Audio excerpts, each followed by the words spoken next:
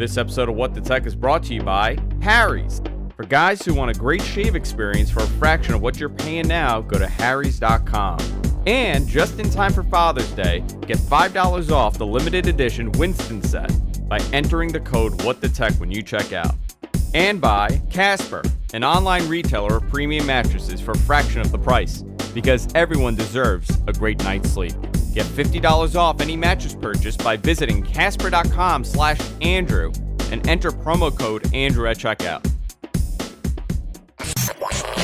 What the tech?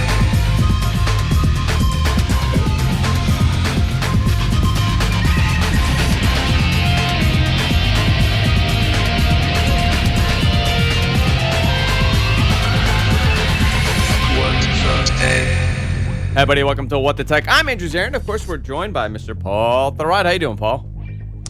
Pretty good. You are bright. Where are you? What's going on in there? Why is it so bright in that room?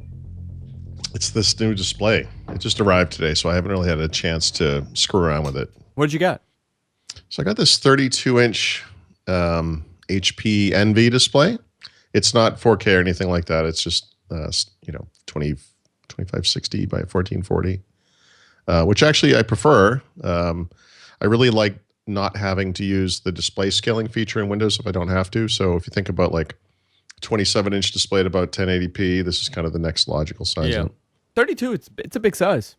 It's big. It's actually bigger than I thought it was going to be. Because you're going by like TV standards, right? Like in your mind, you're like, 32-inch TV. It's not that big, and I think the thing you can sort of see behind me, well, I guess I'm going the wrong way a little bit, and you really can't conceptualize it from this view, I can tell, is I think a 34-inch widescreen curved display. It's an all-in-one computer. And just based on the fact that I thought that was a little too wide, I thought maybe bringing it down to a more normal aspect ratio, because that one has like some kind of a crazy, like 33, maybe it's 3384 by 1440 or something like that. I thought this would be kind of a good in-between size, but it's a little big. It's a little big. So the one that I have here, which you guys cannot see on this side, that I use to kind of see what's happening. This is a 32-inch display, and I'm far from it, and I really just use it to monitor what's happening on the screen. I can never sit in front of that screen. It's way too big. I know. I think I'm gonna have to move it back a little further from me, but it's nice. I mean, it's really nice. It's gorgeous and it's bright. And by the way, I don't know if you've been following my Intel NUC, mini PC thing. When would you have started posting that? Last week, I guess, about a week ago. Okay. Because I thought it was probably on Sunday, and and you weren't around. I've been disconnected. No, but I can't really pull it out now. But this thing is the giant screen is connected to a computer. It's about this that's big. Awesome. Yeah, it's really neat. We should talk about that. I didn't have it in the show notes. No, it's okay. It's just interesting because you can mount it on the back. In fact, I probably will do that eventually. But it's a tiny little PC. Yeah. And a stupid big screen, like stupid. Like this would probably be a pretty good TV set, actually. We should definitely talk about it. We have a lot to talk about today, including my journey to the Apple Store. I ended up having to buy a new computer, not because I wanted to buy a new computer, and I desperately wanted to buy a PC, and I couldn't. Why? And I'll explain why. Okay. I'll explain to everybody why. But before we do that, let's talk about our great sponsor, and that's Harry's. Guys, I know nobody likes shaving. I absolutely hate shaving. That's why I leave a beard. And I've told a story about how I've been using the same razors since I was like 14. Literally using the same exact brand. That's the only one that I buy. It's the Schick sensitive skin one. It's like a thin blade. It's like really easy to use. They were great. And over the last couple of years, they've done something to this company, something to this razor.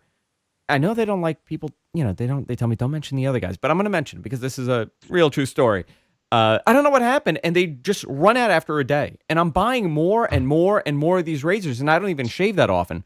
So when Harry's came on board as an advertiser, they came to me and said, listen, we're going to send you one. Why don't you use it? And at first, I was a little apprehensive because I've used those multi-blade razors, those, professional high-grade razors, and they just destroy my face. I have very sensitive skin, Paul. Emotionally and physically, I'm very thin-skinned. And I was terrified that this thing is going to cut me up and destroy me, and I'm going to have to sit here and do a live read about it. Well, luckily for me, that's not the case. This is one of the best razors I've ever used.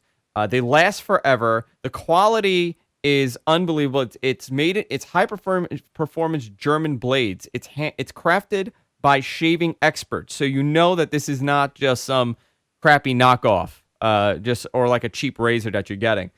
They are unbelievable. The guys at Harry's put together a phenomenal product and a great company. They have a great offer for our audience.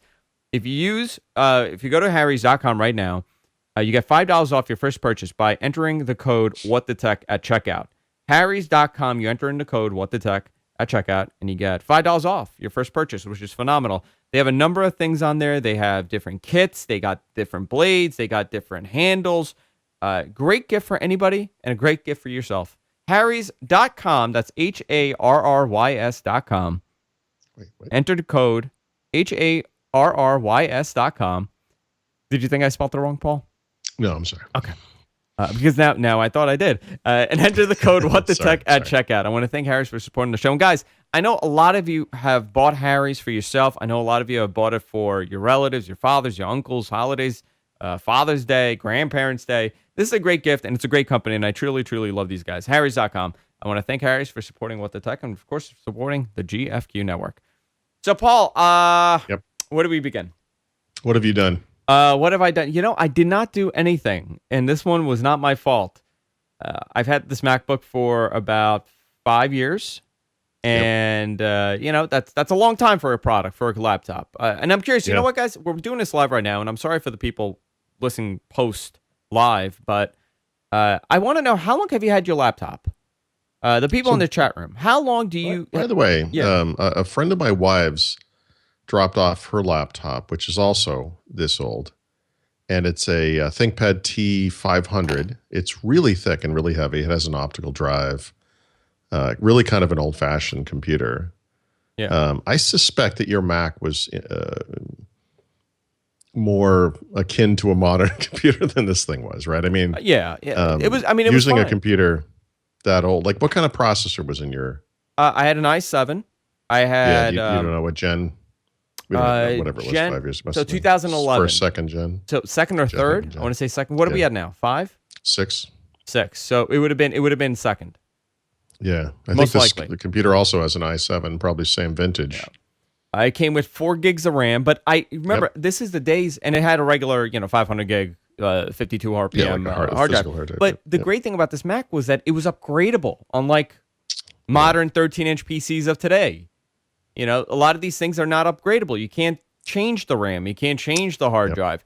So I had put in 16 gigs. I had put in an SSD. I put in 2 SSDs, actually. I took out the CD drive bay, and I put, I actually have it over here. It's cool. It's like an adapter where it converts it to, for a hard drive. So I had 2 hard drives in there. The thing was great. And you know what? It was a little old. It was a little beat up. But it got the job done, and it was a workhorse. It really did well. Well, Yeah. I don't know what happened, and the trackpad started acting crazy, like totally crazy, like acting up.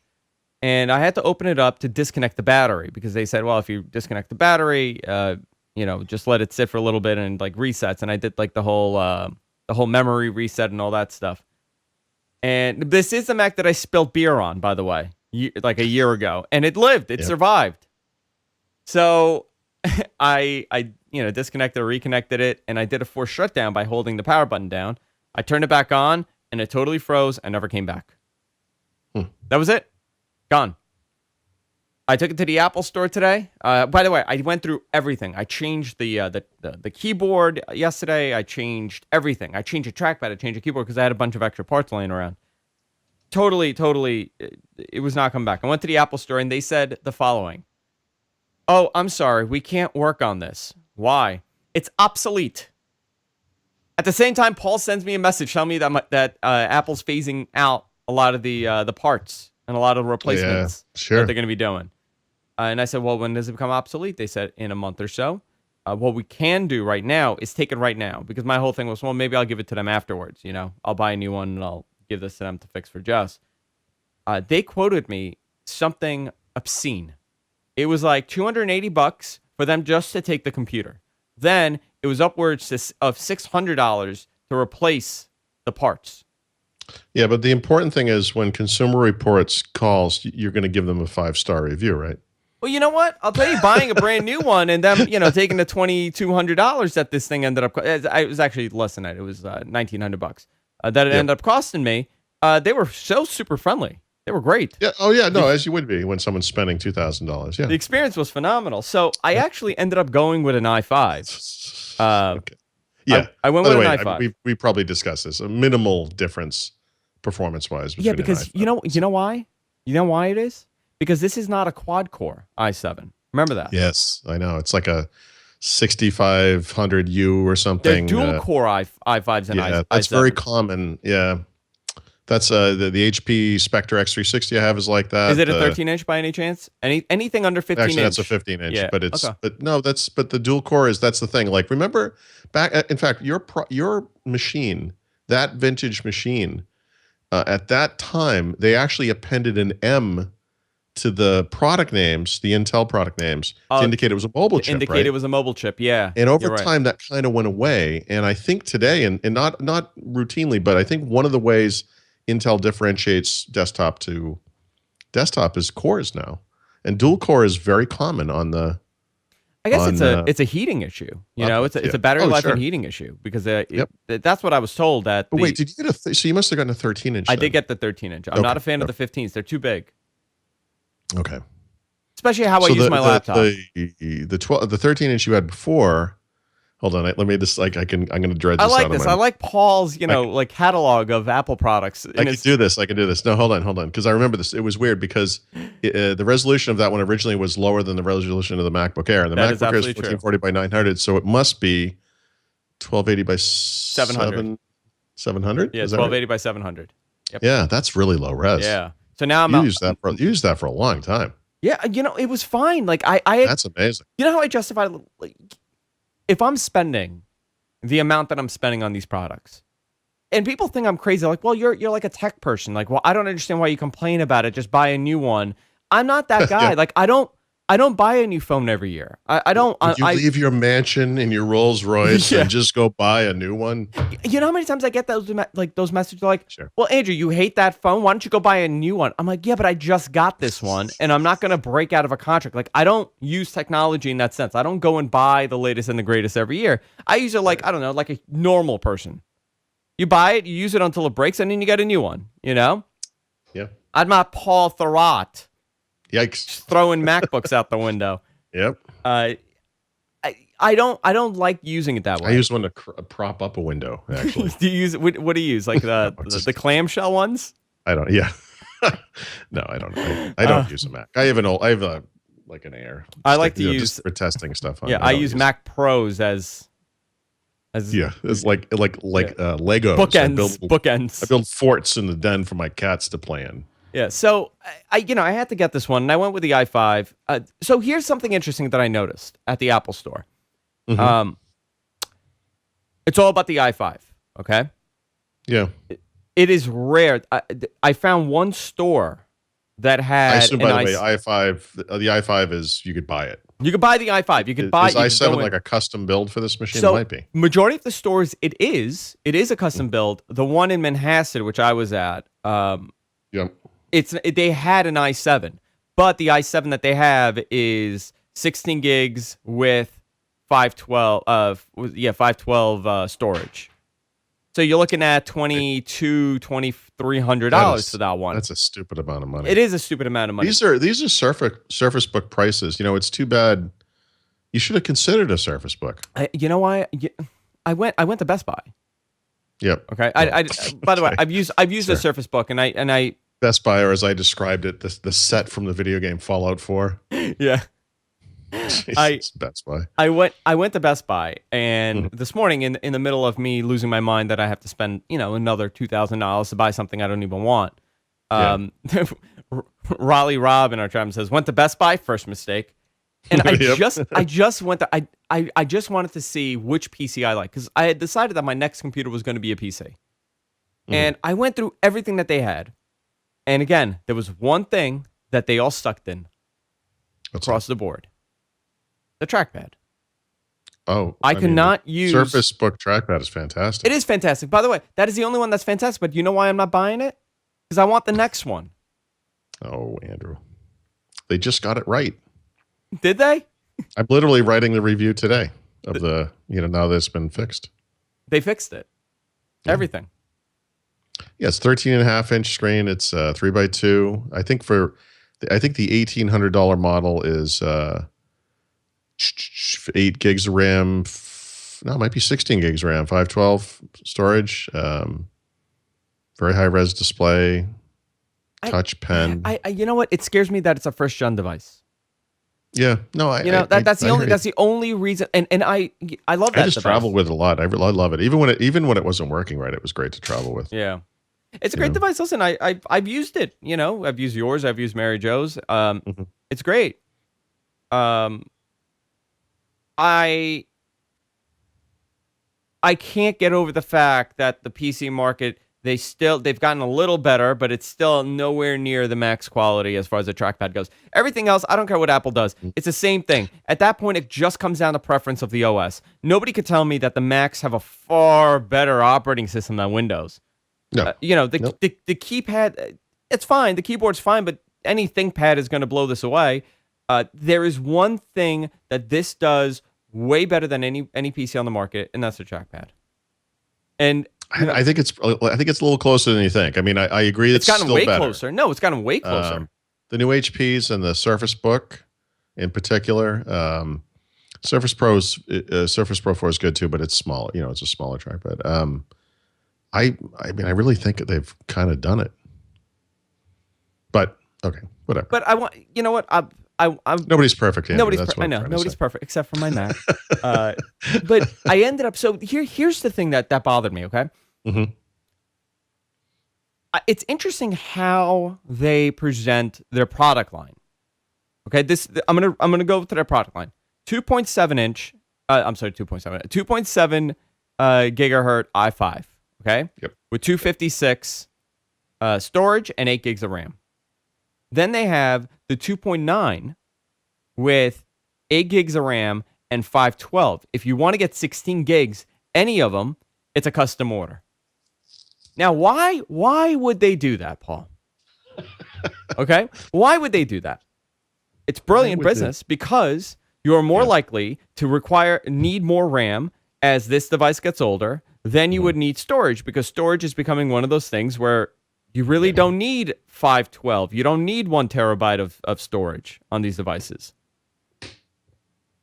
They're pretty much forcing you into purchasing something in 3 years because you can't, unless you want to wait, which nobody does. It's an impulse buy. I couldn't wait today. Are you suggesting that Apple is a hardware company and that it behooves them to sell you new hardware? It is interesting how they present everything, though, at the store. Sure. I was actually surprised on how it works. And it's all about the MacBook Pro. Those MacBooks, those like stunningly beautiful MacBooks are like tucked away now. The first version of that thing is garbage. I mean, and that's something I think they are going to get right over time. And that's something that I think becomes the MacBook Air as we know it now. There'll be a slightly bigger version with a bigger screen and, whatever. But, there's not enough throwing the keys. The trackpad is weird. Yeah. Although, actually, the trackpad you have might be the same exact thing. Is it the same one? I'm going to tell you, it probably is the same one. I don't like it. Well, that was going to be my complaint. So one complaint is that the keys are like, I'm going to do something here. Hang on. Oh, boy. All right, listen to this. You hear that? Yeah, that's you're trilling your hand across the keys. That's a Lenovo. Listen to this. Yeah. So there's like a sound every time you touch it. I was told that chiclets falling out of a container kind of sound. I was told that goes away with usage. From the oil of your hands. Yeah, I guess so. Like I guess the more you push down, that goes away. It's like a fine leather. You got to break it in, Paul. You got to break it in. But the trackpad is really weird. It's bizarre because you could actually turn off the sound of the click. What? Yeah. What? Yeah, this is like a car where they have an audio exhaust note coming through the speakers. I'm going to do this. That is not the actual sound. There's a button called silent click. Okay. Oh my god. Listen to this. That's crazy. You hear that at all? No. Okay, look. Yeah. Okay. I'm gonna enable silent.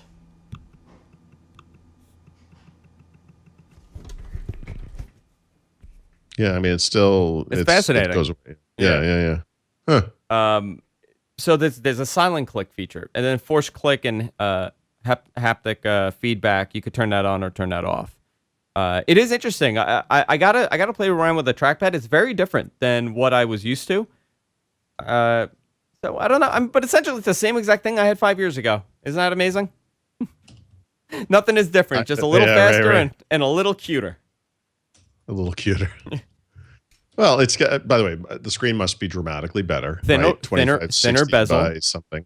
thinner bezel. Thinner bezel. Yeah, Nice. that's The a big Pros. plus. Did yours always have the black bezel? The Yeah. Pro. Yeah. Yeah. The trackpad's a little weird.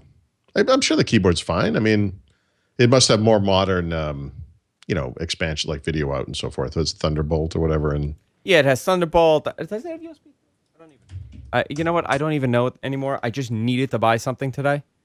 sure. My life came crumbling down yesterday when I could not do anything, and I was stuck with this like lower mid range Lenovo, and what a disaster that was. Yeah. You know what? I'm wondering if that's a big negative for the PC market, right? Like when you talk about customer retention, and maybe Yeah. you could say something about this. Like customer retention is a big thing for anybody, but Yeah. when let's say someone jumps over to the Mac side, how likely will they ever be to go back to an HP? They would that would never happen. I mean, the only way that would happen is if they had an absolutely abysmal experience, which let's admit was not going to happen with Apple products, or on maybe it's just stuff doesn't work out well enough for them because of compatibility issues, which these days is really rare. Especially with Microsoft bringing full featured Office to Mac, really for the first time ever in many ways, and more people using web apps anyway. I mean, so. Microsoft kind of knows this. I mean, when you lose a customer to the Mac, you're done. You're done. They're not coming back. It's a one-way trip. I think it's more likely that you, like, if you're talking about on the software or product side, you're more likely to start using Google products than Microsoft products once they're gone. Yeah. Yep. You know, That's a problem on the phones as well, obviously, right? I mean, same thing. Once you lose a person like that, they're kind of, it's kind of all she wrote. Yeah, I actually was going to buy that Dell XPS. The XPS 15, which I think is an absolutely stunningly beautiful device. But again, the trackpad wasn't great.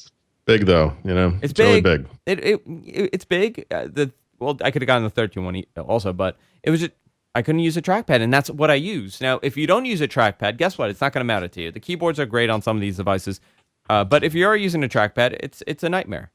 It's horrible. It can be, yeah. It could be a nightmare. It often is, yeah. So that was my experience today at the Apple Store. I'm going to save one of the other stories for after we record this, because I almost got thrown out again at one point. Okay. Yeah, the man that sold me this computer was not really happy with what I said to him at one point. I've never had a problem in an Apple Store, and you might think that I would have. It's the same store.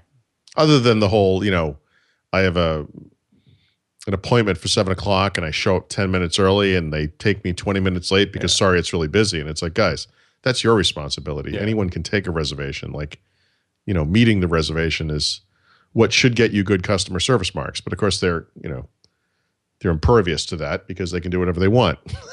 Next time I see you, I'd really like to get your opinion of the trackpad on this. Now I'm thinking about it. I would like to get another and the keyboard. Yeah, I think they did do something something here. They did change this a little bit. Yep. And it's again, it's change, right? And it takes a little bit of getting used to. I do want to talk about what Google's doing, some Samsung news, and other things. But before what is Google doing? Google, they're offering the Nexus 5X for $200 with Fi, which is very interesting, and it may be what they should have done a couple of years ago when they were launching these products. But before we do that, let's say hello to our other sponsor for today, and that is Casper. Guys, I've been sleeping on a Casper mattress for a little over a year now. Yeah, I think it was Valentine's Day weekend. I was supposed to go away to Mexico, and I got stuck here. And I was also getting a new bed frame, because Casper had sent me the mattress, and I didn't get a delivery for about a week, and I slept on the floor on the Casper mattress. And let me tell you, sleeping on the floor on this thing, it was still a phenomenal experience compared to what I was getting with my other mattress that I had paid about $2,000 for. Because some sleeping expert told me that the softer you go, the better it is for your back. Boy, were they wrong, Paul. It was a nightmare. If you go to casper.com/Andrew and you enter in the code Andrew, you get $50 off any mattress purchase. They have every size you can imagine. They also now, it's not in my copy, but they also have a like a bedding set now, which is great. If you're buying a mattress, get what they got also. It's great.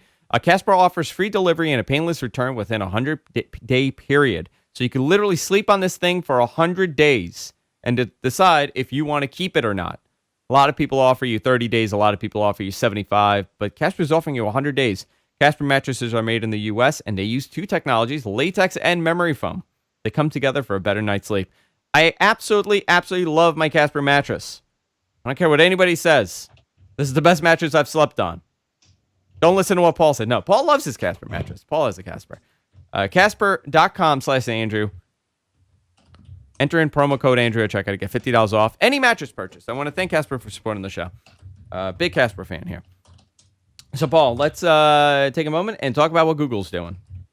All now, right. we have been talking about this for a number of years since they launched the Nexus line, that the thing that Google could have done really well with the Nexus line was have a very nice unsubsidized price point for people to buy and to get the Android ecosystem going, like a pure Android ecosystem, a pure Android experience. And they did do that with some of their phones. And they did not do that with others. What do you mean? Well, some of them were they were cheap. It was like $300 unsubsidized, and you bought it from them. And then they started putting out like 600. I think, what was it? The Nexus 6 was like that? Or the 5 was like that, and the 4 wasn't. There was one of them. Like they switched. The 6 is still expensive, but the 5X. Yeah, right. The 4 and the 5 were inexpensive. The 6 was very expensive. The 5X and 6P are not quite down to the levels you'd like, but they're they have deals. And so, but now what they're doing, if you get the 5X with Fi with their service, it's $200. It's $199, and this really shows you this is probably the plan that they had for a while for Google. I think they couldn't have done it before now, right? So a bunch of things have come together to make this possible. And the big one is that Project Fi, which has been sort of an experiment, has worked. That they've gotten a lot of data from people who have used it out in the world, have traveled with it internationally. They have an understanding now. It's if you think about, we talk a lot about telemetry data when it comes to Microsoft, but Google can use this data to determine how Android phones are really used out in the world, right?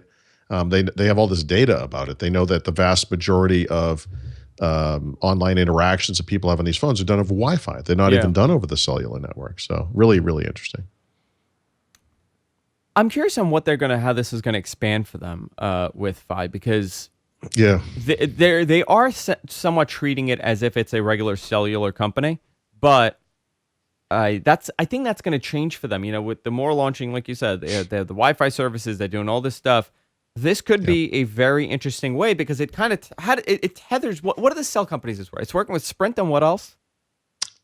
Sprint and T-Mobile. So, how does the handoff work? Because they're both on two different types of. Yeah, they are. Yeah. So that's the interesting thing. And that's why, by the way, it requires certain phones, because the Android 6, 6P, and 5X all have the dual radios, and Android can handle that kind of switching. It's built into the operating system. And so that's why right now it's limited to a certain small range of phones. You as a user never really see that. Actually, you can install of course it's Android, right? So there's all these awesome Fi utilities. I actually stopped using it, but there's a utility that will actually show you which network you're on. And it will show you the relative strengths of each. And so you could even manually change it to one or the other if you wanted to. But obviously the way this works is they want the system to do this automatically. You as the user don't have to worry about it. I think that's phenomenal. I think that's great. Yeah, it's a very unique way of doing things. But with them expanding this, will they go beyond their Nexus line of products? See, I hope so, because I'm in an interesting place with my wireless stuff. I've been on AT&T since 2007 when the iPhone came out, and I like AT&T. I mean, I've had good, I know we go back and forth. I go back and forth with different people. I talk to Mary Jo about this kind of stuff, and because she's on Verizon and other people are on Verizon, and I've never had a problem with AT&T in the United States. I've always it's always worked really well for me. But I have 3 lines. I'm in about a month or two. I think it's a Samsung Galaxy S5 has been kind of contributing to my bill every month for 2 years now. That's going to be paid off. And then I'm going to cut down. And I think what I'm going to do is cut down to 1 line, and I'm going to keep Fi and keep this thing because my AT&T bill is about $150 a month. But the Fi thing is really interesting to me because, for many reasons, but one of the reasons is the way the bill works, because it's basically unlimited talk and text for $20 a month, and then it's $10 a month per gigabyte. Okay. So the neat thing about that is, first of all, it's month to month. You can change it or cancel it at any time. When you don't use data, you get back the difference to the bill, right? So you get a credit instead of a debit for that stuff. If you need extra data, you just build to the next gig, right? So you can just select 1 gig, and you don't pay more for using more data than you would have if you would just selected that amount to begin with. Really smart. It's super transparent. They have a website you can go to, and of course the Fi app that's on the phone, so you can kind of monitor this stuff over time. I have not written a review of it. I did sort of a quickie overview of it when I first started with it, because in January I was supposed to travel internationally, and that's what I'm really curious about. Because yeah, so how does that work? Well, it's supposed to just work. So here's if you It think just about works. yeah, but here's the thing. So you have to kind of think about tiers of service. In an ideal world, I pay, let's say, I think that bill works out to $30 a month for a gigabyte of data. If I was using this as my only phone, I would use more than a gig of data. I use less than that as it is, but I would probably use more, right? But let's just say it's $30 a month. Yeah. In an ideal world, I fly to London, and I'm in London for 5 days during a month, and I talk on the phone, and I text people, and I use data just like I always do, and nothing happens. It's just the same. You know what I mean? It just works. Yeah. That system doesn't quite exist, but with Fi, we're getting as close as we can, I think, to that, because you can pay companies like Verizon or AT&T for international plans, which are expensive but work well. You can fly to a different country and buy a SIM and use that, but you don't get your own phone number and that kind of stuff. And it's reasonably inexpensive to do that, but it's a little bit of a hassle. Plus, you need an unlocked phone. You can use T-Mobile, but T-Mobile only offers. I want to say I don't know how phone and texting work on T-Mobile, but I know that the way data works is for free. What you get is essentially 2G data. And it's good enough for email and for really slow web browsing. You're not going to want to update apps. You're not going to, want to do, you couldn't watch Netflix movies or anything like that. But, kind of enough to get by. In theory, I brought a T-Mobile phone to Europe last summer and tested that and found it to be garbage. Like I can't use that.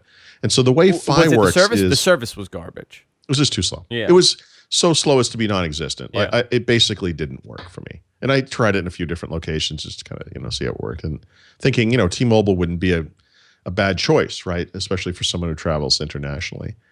But the way the Fi works, and off the top of my head, I don't remember how it works with phone and texting. I suspect that you probably pay like a per minute thing for phone. And it's probably a pretty low bill. But the way that the data works is you just have your data, and you're limited like you are on T-Mobile, but you're limited to 3G.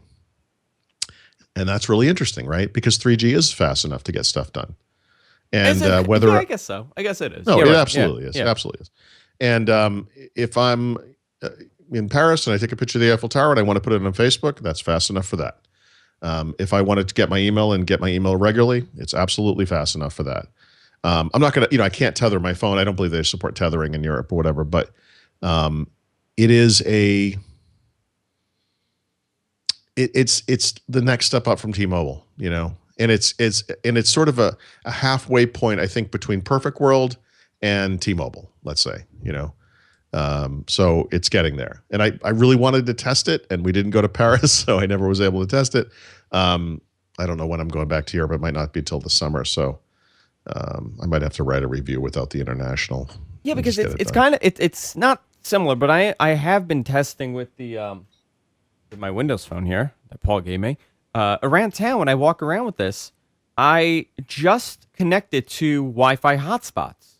Yeah. So that being Time Warner Cable's Wi-Fi hotspot, which I have access Mhm. to, which covers almost all of New York. FiOS does not have Wi-Fi hotspots, which I think they're going to be adding something soon. I heard, but I'm not too sure in New York, Yeah. outside of New York, what it is. They between that and all the establishments that I go to that have Wi-Fi, almost every bar and restaurant has Wi-Fi now. It's not terrible. Like it's the experience is pretty decent because I'm getting a little bit better than 3G speeds when I'm connected to the Time Warner Cable hotspot. But if I'm in a Right. bar or a restaurant, it's whatever they have, and they most likely have FiOS or Time Warner Cable, so I'm getting 20 by whatever for my Yep. speeds. Oh, I should say, by the way, if you use an iPhone, you probably know that texting works over Wi-Fi, and phone. I bet phone calls probably work over Wi-Fi too. And I believe that Project Fi has the same capabilities, right? The idea is, and I should have said this up front because it's not just switching between T-Mobile Sprint, right? It's also switching to Wi-Fi when possible and using Wi-Fi for everything when possible, which limits the amount of data that goes out over cellular, which doesn't just benefit the cellular networks, it benefits you, right? Because Wi-Fi is typically better, especially if it's a strong signal, it will be much better, conceivably. And the phone will intelligently switch between these networks and choose the right one. And again, you don't have to think about it. If you're technical and you want to, like I said, there are goofy utilities you can run that will, let you micromanage the whole thing if you want to. But I think the way that it works automatically is so cool. It's also one of the things that's really neat about it. But you have to use a one of a select number of Nexus phones. I mean, there are weird ways of doing things. Like I have a friend, and it's interesting what he does. He has a Verizon 4G card that his job supplies him with, like the box. Like it's like you battery powered, and you just can walk around with it, and it has Wi-Fi on, 4G on it. Yeah. He has one of those, and he has like an iPhone that he's not connected to any service, and he just tethers that. And he's using the 4G signal for everything for his text messages that he gets over Wi-Fi that he has a service for. He gets phone calls from a VoIP service. So he doesn't have voice or text from the carrier. He just has data. And that's Right. enough for him to get by. Which is it's fascinating. It's interesting that's how he does Yeah. it. And he's probably saving like $40 a month, but he's probably saving all of it because his employer pays for that thing. But it's an interesting way that we're able to kind of go around things now. Yeah. And the Wi-Fi thing is fascinating. The combination is what's going to be the future for kind of what companies like Google and everybody else. Right. And I think about international. We've been going to Europe every summer for that home swap type thing, and connectivity has always been a disaster over there. But it's not just international. I think it's important for around the United States as well, wherever you live, right? In talking to Mary Jo, she uses Verizon because it's particularly strong in New York City, which is great. But if you travel around the country, depending on where you go, AT&T might be better in some places. Even T-Mobile and Sprint are better in some places. And the ability to kind of seamlessly hand off and jump from network to network, without you having to do anything, I think is really the fundamental awesomeness of this service.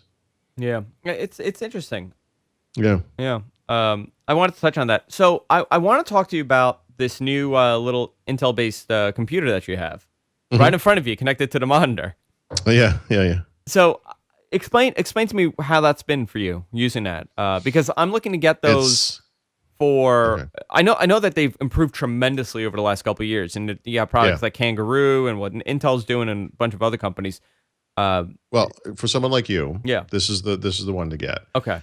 They have low end ones that have Celeron and Pentium chips in them, and those are probably okay for like a HTPC kind of thing out in the living room. And they do have IR in the front if you want to add a remote and all that. But previous gen Intel chips and current gen Intel, they have i3, i5, and i7. For the 6th gen Skylake type chips, for some reason right now what they have is i3 and i5. They don't have i7 yet. If you wanted an i7, you could get the Broadwell or whatever the previous gen was called. It's a PC board. It's 4 inches by 4 inches. It's got all the connectivity and everything you would expect built in wireless. Which exact model is this? So the one that I got was the 6th generation Core i5. It's the model that ends with SYN, I think. I should also say NUC. And you see, that's right. Yeah. There are two case types. There's the one that I got. It's about 2 inches tall, and then there's a version that's probably an inch or an inch and a half tall. The only difference between the two is that the taller one. Let me look at what you got on there. Yeah, so you can see the difference right there. The taller of the two, the one that's in the bottom of the shot, so you have supports a second SSD drive. Okay. The smaller one only supports a single. It's not an SSD drive. It's an M2, M.2, or however you say it, M2 which those style are stick. Those are as fast. They're faster than SSDs. They can be. They're Yeah. as fast or faster, Yeah. depending on which one you get. I by the way, I got a real low end one, and it is awesome. It's awesome. So it's And- USB 3. Does it have Thunderbolt or no? No, it has no, but it has DisplayPort and HDMI out, as well as I think it's called MHL HDMI. So No, I'm thinking of the monitor. Sorry. No, I'm there sorry, is another one of these out there. Intel's not making them, but it's based on this, and it has Yep. Thunderbolt. And for me, so what we have in my basement, I have a server room, and we literally have, mid-sized towers all for Skype, and that's all they're doing. They're AMD based machines, so not only do we use them for Skype, we also use it for heating in the winter. And Yep. if you go down there, Sure. it's on fire. Sure. I don't run the heat in the basement anymore. So we have 5 of those sitting there, and it's just like blowing. It's I'm crazy. telling you, these things could do this, and they are silent or nearly so. I mean, there is a fan, of course. It's a full process. These are. Remember, we were talking about the dual cores and laptops. At least for the 6th gen, I haven't looked at the 5th gen. I just only looked at the newer stuff. But for the 6th gen chips you can buy now, they are the dual core, not quad core. So it's a laptop type part. But they come sans RAM and sans storage, and so you get to supply that stuff. And so I want to say this box was roughly $365. Okay, so Spent about it $80. goes from the i3 all the way to an i7. Yeah, but the i7 is only previous gen. Oh, it's previous gen. Yeah. And it's a quad core i7 also. There you go. Yeah, so you may want that instead. And I think they would probably add $100 to the price or whatever. Yeah. But you could put in up to 32 gigs of RAM, which is hilarious. You could put an M2, whatever those go up to. I bought a 250 gig stick for probably $85, $80. I'm not going to put a second drive in there, but I could. I have the space for it. And I got 16 gigs of RAM because that's all I'm ever going to need really for a desktop computer. But this thing is as good as any computer I've ever used at home for work. In fact, it's better in some ways because it's way more reliable. I had an HP tower that's probably 3 processor generations old by now. I could never put it to sleep because it would never work properly that way, but I turned off sleep and it worked fine. Big tower, DVD drives, Blu-ray drives, and all that kind of stuff. Stuff I don't ever use anymore. Big fans that get dusty and gets louder and louder and louder over time. Yeah. This thing is, it's less than a week old, but it's awesome how well this thing works. It's awesome. I guess the only thing I should say is when you buy the low end ones, like a Celeron or a Pentium, you actually get Windows 10 Home with it. And this is how it works on other computers like the Kangaroo you were mentioning earlier, same thing. You don't actually get Windows 10 with it. And so I kind of went back and forth on how I was going to handle this. You could obviously throw the Windows Insider builds on there for free and use Windows 10 for free pretty much forever if you wanted to. I happen to have some extra Windows 7 keys kicking around, so I found one that was for like a higher end version so I could get Pro, and you can use that to install Windows 10, no problem. Yeah. This thing is awesome. And it So goes what's to the sleep. lower end price? If I were to get the lower end i3, just standard, how much would that cost? It's I under don't know. 200, right? Well, it's. I think it is. I think it's under $200. You know what? Actually, I'm sorry. I bought this. I bought it at Amazon, but I kind of compared them at Amazon. I mean, I'm sorry, at Intel's site, and then I went and looked. I looked around, and I eventually bought it at Amazon. But that's expensive. Why is that so expensive? i7 with this because it has storage and RAM and everything. It's $800, like a complete system. Yeah. Core i5, the smaller case, 343. I don't know if I see an i3 in here anywhere. Let me see if there is a Thunderbolt model. Yeah, there is one. It's not them. They don't make it. Somebody else does. Okay. Yeah, there are probably various little computers that do this. But the thing that was interesting about this to me in some ways is that it was Intel, right? because this thing is going to be supported by those guys. They have the Intel, driver utility that you can run that, looks at the system and gets the right drivers and all that stuff. And to me, it was very interesting that it was Intel. Listen, this is the future of the PC market. Really, it's obviously we're still going to have the people that are building PCs like myself and like Paul and like many of our viewers. But to be honest, this is, if you're putting an i5 in this thing and you have enough storage, why do you need anything more than this? No one does. Yeah. The truth. I mean, obviously, no one. I mean, no one. I mean, no one with an asterisk. I mean, not literally no one, but there are people who have who are gamers. There are obviously high end needs that people might have. That's obviously. But seriously, for most people, this thing's kind of amazing. And when you couple it with a really good screen, first of all, it's got like the base of the thing is a VESA mount, so you can actually just attach it right to the back of your display if you want to, and your screen becomes the computer. And it is such a neat, those neat days. device. It just works. The thing that blows my mind, seriously, especially with all the Skylake issues you've been reading about, is this thing goes to sleep, quiet. The screen goes off, no problem. And you touch a key, and it pops right up every time. It's every time it just comes right up. It's. I know it's like goofy, and I started writing a review. I kind of say something to this effect where it says something about the state of the PC market when I have to be excited about something like that. Yeah. But the way that this thing works so well is wonderful. It's wonderful. Yeah. When things work, it's great. Yeah, And isn't that the complain case? so much. It's like so nice that I have nothing bad to say about this thing. So, and by the way, I'm sorry to interrupt. No, go ahead. Just to kind of complete the thought.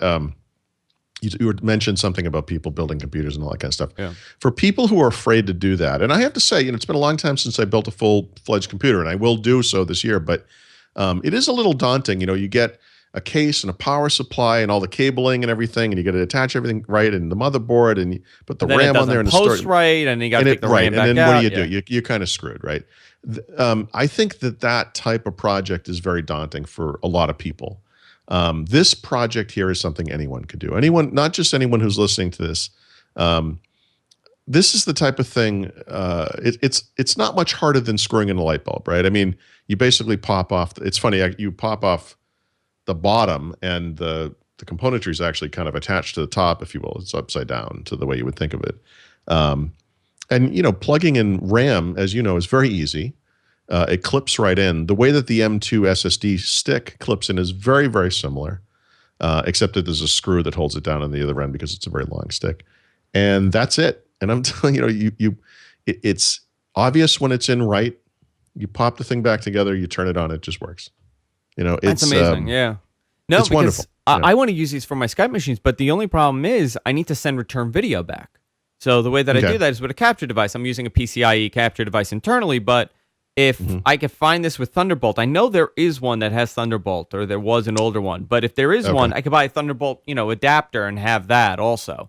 But these are really interesting. But this reminds me of a story. Years ago, my best friend's father went to, let's say, CompUSA, whatever his store was. And he went there and he wanted to buy just a computer.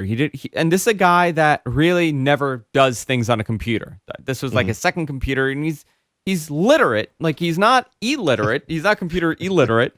He knows what he's doing, but he's not an advanced user. Email. He used to love car stuff, so he goes to caranddriver.com and reads stuff on Car Driver. Yeah. So he goes to the store, and he goes, I'm not going to spend more than $1,000 on a computer. Right. He comes back. He spent about $2,200 on a tower. On a tower. Okay. And we're sitting there, and we're like, Vinny, why did you get this? And he goes, well, I was talking to the guy, and he's like, well, what do you like doing on your computer? What do you want to do later on? And I remembered, I want to take all these VHSs that I have, and I want to convert them to digital. And he told me that this is the best way to do it if I want to make if I want to convert everything over. Right. This was 16 years ago. Every time I see him, I say, Vinny, how are those VHSs coming? And he gives me the finger. Because he never did it. Sure. No one ever does that. No, nobody. Most people don't need extra horsepower on these things. Yep. A device like this, it's more than enough. And it's a one-shot solution. You press one button and everything's done, This exact machine that I built, there's a version of it on Amazon that includes 16 gigs of RAM and a 512 gigabyte M.2 SSD, So what did which you is Google? What did you put in? Just the NUC Intel, the Nook Intel. Intel. Yeah, Okay. this is on Amazon. $600, right? Um, you know, obviously you need a screen, a keyboard, and a mouse. But I mean, I think the value prop here is a lot like it was for the Mac Mini when it first came out. It was, bring your own keyboard, mouse. However they said that. The notion here is that a lot of us have these aging computers. You had this Mac that you just replaced. My wife's friend has a computer here that I'm probably going to tell her she needs to replace. The thing is 5 years old. Um, this is a very interesting way. Those are laptops, but I mean, a lot of people that have these older kind of desktop systems, you can reuse the components you already have: the keyboard, the mouse, Yeah. your USB peripherals, whatever, USB storage if you want to use that, your screen. And this is not a horrible way to go. No, it's not. No, in fact, it's better than that. I'm sorry, that's not even fair. This is an awesome way to go. This is so awesome. Truth be told, if it wasn't for the fact that I work on this website and I've been talking about building a PC, I don't need to build a PC now. This thing's great. This is all I need. It's for what I do for a living. This thing is awesome. My son wants to build a gaming computer. We'll still do that, and I will build a better, computer, but than this thing, or a bigger computer anyway. I don't know, better, but it will be, more of an actual PC build kind of thing, just to do it. But these things, I love. This is my whole. I always talk about this stuff. Like this is what like you waited for, something like this. The value, the right value, the right price. It's in the right spot. So many things that we talk about are so expensive. The Mac you just bought, Surface Book. Oh, it's crazy. Very expensive devices. They're beautiful, but it's funny how we just think nothing of throwing money at stuff. Yeah. I don't mean you and I. You know what us is collectively. No, but you know what? Well, you know what does suck though? I'm throwing money at a product just for one thing that I want. Yeah. So I'm sure. spending. I mean, I could have bought a Dell. I could have bought an HP. I could have bought an Asus, an Acer, and it would be Windows 7, Windows 10 on there, the same exact specs, everything, and it would have cost me about $1,200. No, not $1,200. Let me say it's $700 less, $800 Well, look, less. I mean, on the PC side of the fence, if you have a lot of money, you could buy a Surface Book, and it's a wonderful machine. The only thing I can complain about it today would be it's expensive. You could buy a ThinkPad X1 Carbon. It's a gorgeous machine. It's really expensive. There are nice values to be had if you could get a 13 or a 15-inch HP Spectre X360, for example, which is not half the price of a Surface Book, but it's $1,000. Actually, you can get one for $800, say to $1,200 for a 15 with a nice configuration. Much less expensive, like I like when things work out like that, because you can sort of point to a very expensive computer, just like you could point to a Mercedes or something and say, yeah, that's a really nice thing. It should be, for how much money you're paying for it. But the more interesting thing in some ways is I'm going to make something up because I don't know what it would be, but like a Toyota Corolla or something that for some reason was a beautiful, beautiful vehicle. It's not just about getting you there. It's actually like a really nice experience. If such a car existed, I mean, that's sort of what this Intel NUC thing is, I think. Okay, so it's like how about that Kangaroo, right? Nexus. The Kangaroo PC that you have? Yeah. And so here's the difference. The Lenovo Idea Center and the Intel Compute Stick. Yep. So if we took those three devices and put this, like who are those for and who's this for? So the progression is first of all, their stick computers would be at the lowest end, right? A stick computer is an HDMI stick that has very limited connectivity by way of a USB port, right? So you would typically connect to that with Bluetooth because you don't want to use up the port. And it's something you could kind of stick on the side of a TV, and it would be one way of accessing, probably with a Bluetooth-based keyboard mouse combo, or one of those keyboards that has a trackpad built in the side of it, and you could navigate around Windows, which would come with it for free, by the way, because it's a cheap device. It's Atom-based or whatever, probably.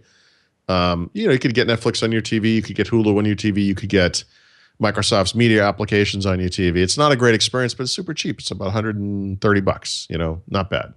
The Kangaroo PC is much more interesting than a stick to me because there's a $99 version, so it's even less expensive. It is Atom-based. It's 2 gigs of RAM. It's 32 gigs of storage. It's eMMC, which that thing is too, by the way. Very low-end, slow storage. But it's $99, right? And we talked about Kangaroo before. We know why it's awesome. But, it has a Windows Hello thumbprint reader on it. You could use an iPad as a screen if you had to, which is really interesting. Non-expandable, right? Just like this thing. I mean, you can plug in USB and stuff like that, but I mean, as far as getting into the box, you really can't. It's just not. It's not designed that way. There's a more expensive version of the Kangaroo, which I bought and returned. It doesn't come with Windows. That's an added cost. It's $100 right there, unless you go with the Insider program. 4 gigs of RAM. I think it's 64 gigs of storage, but it's still eMMC. So it's probably, I think it was $160, $169, something like that. Yeah, it's low end. It's Atom, whatever. To me, the NUC, which is the next step up, and other little mini computers like this, is better. And yes, you do pay a little bit more. I mean, you could get a Celeron or Pentium-based versions. I don't have the prices right in front of me, but I bet they're in that ballpark, $150 to $250, somewhere in that price range. You could go up to $300, $350 and have like what I call a real computer, a Core i5, right? RAM and storage is super cheap and it's super easy to install. And so for about $500 or less, what you have is a computer that is as powerful, if not more so, as useful, as awesome as this gigantic HP tower I've used for the past 3 years. It doesn't have the space inside for extra hard drives. It doesn't have space for Blu-ray and DVD drives. I mean, you have to use that stuff externally if you needed it. But most will never even go near it, And the only time that they open is if it's like the computer's dying and they need to, clear it out a little bit, and someone else does that for them. It's not. I think this is. The value here is astonishing. I mean, I think for $99, the Kangaroo, the first Kangaroo, is a kind of a similar deal if you can find a use for that kind of computer. I wouldn't be able to use that as my computer. Like I wouldn't be able to browse the web and write and be happy with that experience because it's 2 gigs of non-expandable storage and of RAM, and the storage is 32 gigs of eMMC, which is garbage. So that's too bad.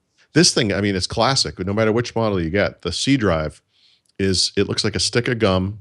It's super fast. It could be incredibly fast SSD. I just got the normal, whatever the eSATA style SSD. It was, I think, $80 for 250 gigs of, storage. I mean, it's awesome. This thing installed Windows in about 7 minutes. Wow, that's amazing. That's unbelievable. Awesome. Yeah, it's unbelievable. Before we wrap it up, I wanted to ask you about the Redstone 2 delay. Yeah. This hit a couple days ago, today or yesterday, and a lot of people are screaming, "Oh, the next version of Windows is delayed." No, guys. No, the following one. It's the next one. And it seems like, and from reading your article, guys, if you haven't read it, go to Thurrott.com, read this article. It's hinting that it's due to new hardware coming out. Yeah. And they delayed it due to they want to be, I guess, on the new hardware with their next line of stuff. Go into this. But what we don't know is I'm sorry. Let me just talk about the schedule. So Windows 10 came out in July last year. The first major milestone, that is the first major milestone, is the RTM, right? Second major milestone was November, so it's what we call the 15.11 release. The third major milestone is what we're testing right now. It's called Redstone, or Redstone 1, the first Redstone release. If you look at the build on a Windows Insider preview version of Windows 10, it says RS in the build string. That's Redstone. Redstone is due in the first half of this year, probably toward the later half, June-ish or whatever, mid-year. Redstone 2 was originally expected late in 2016, right? Which is right around the time that Microsoft releases new hardware, a new Surface Pro 4, a new Surface Book, presumably a Surface Phone or some other kind of Windows Phone device would all come out around that time. But now they've delayed Redstone 2 until the first part of next year. So about a year ago to now. A year from now, I should say, sorry. So why is that? And the reason is it's tied to a new wave of Windows 10 hardware that will also ship at that time. So here's the question. Does that mean that Surface Pro 5, Surface Book 2, new Lumia / Surface Phone doesn't ship until this time next year? Or do those things happen at the normal schedule at the end of this year? They just ship with Windows 10 Redstone, and that this new wave of hardware is something new, like actually new. Could it be HoloLens for consumers or businesses? Could it be other hardware we don't know about? And that's the answer. We don't know the answer Yeah. to that one. That is interesting. Yeah. For many, many reasons. Yeah. So I even though we've heard nothing about it, most people still, and I included, expect there to be a Surface 4, right? The low end version of Surface sometime this spring. And I can't imagine that Microsoft would allow the holiday shopping season to go by without refreshes to Surface Pro and Surface Book. Well, maybe Right. maybe the Surface Phone is going to be enough for people. It's going to hold people over. The other thing to think about too is that remember, because of the problems with Skylake, that Intel added a Kaby Lake generation of processor, Yeah. and that thing is expected very late in the year. In fact, it might be too late for a new generation of devices. It's possible that Microsoft wanted to time So what's after this Kaby Redstone Lake? release. Do we know? I the don't roadmap? remember, but it was this was a new, smaller nanometer size gen. I don't remember what it's called. 14 nanometer or whatever it is. Yeah. Whatever it's called. Yeah, whatever I'm it's not, called. I'm not an expert in the Intel stuff, but it is interesting that Microsoft was first out of the gate with Skylake, right, with Surface Book and Surface Pro 4, and it didn't really work well for them. Maybe with Kaby Lake, what they want to do is maybe not be on the leading edge of that one, right? Yeah. That we may see some devices in time for Christmas or whatever, but maybe Microsoft will wait until March. Make sure this one works. Yeah, right? And maybe we should hold off on. that wouldn't surprise Yeah. me either. But that question, that kind of leads to an interesting question about the timing for the successor of Surface Book and Surface Pro 4. I mean, it would be somewhat amazing if Microsoft allowed this year to go by without refreshing both of those machines, I think. Is it necessary for them to refresh them? For Microsoft, do you think it's a Well, right. who- I mean, who are they- historically, right. Surface Pro has, well, it hasn't really been on a regular schedule. The first two Surface Pros shipped within 8 or 9 months of each other, actually.